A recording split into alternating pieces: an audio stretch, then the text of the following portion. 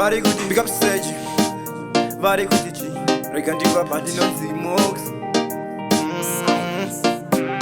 Don't live like a goat. Indione fika na papurisa futi. Kote unguti kwese uri kuanditi. Uri muninja hapa. Dai wangu mira kundishayinira. Shamwari yangu. We know today kusvika parinovira. Shamwari yangu. Togona kuvirigwa ndakutorira. Shamwari yangu.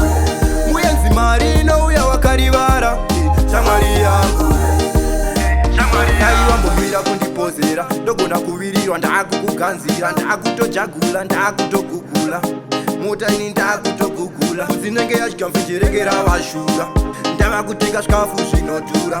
Ndava kufamba indichimotela. Yatenderera ngepropela. Dai wambomira kundishayinira. Shamwari yangu. We know today kusvika parinovira. Shamwari yangu.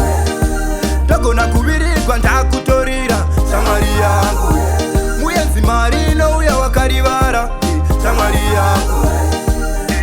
Maputi achibhabhoka inini ndodzima chitofu. Please shut up iwa tokitoshi. Kunze patoshi baiwe laita toshi. Upenyu madzana upenyu mashifti. Please don't play like a goat.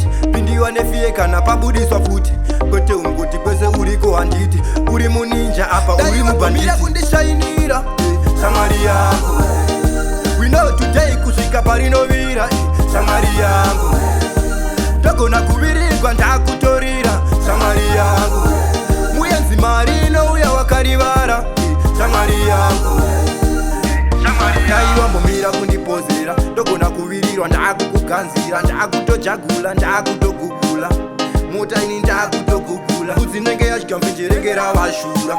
Ndava kutenga zvikafu zvinodhura. Ndava kufamba indichimotela. Yatenderera ngepropela. Dai wambomira kundishayinira. Shamwari yangu. We know today kusvika parinovira.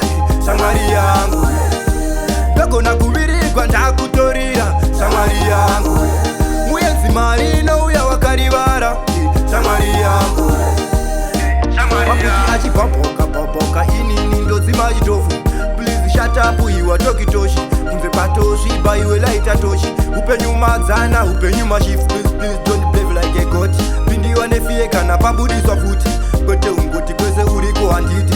Uri muninja apa uri mubanditi. Mira kundishayinira. Shamwari yangu.